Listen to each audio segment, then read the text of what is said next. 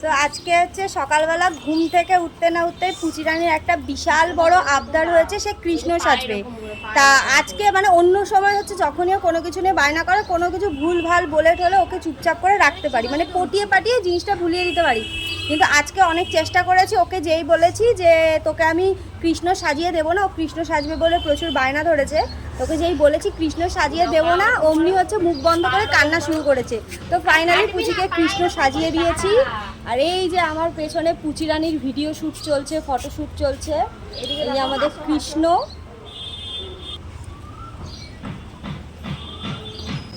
আর এই যে আমাদের পুচি রানীর ক্যামেরাম্যান হচ্ছে পুচি রানীর মাম্মাম।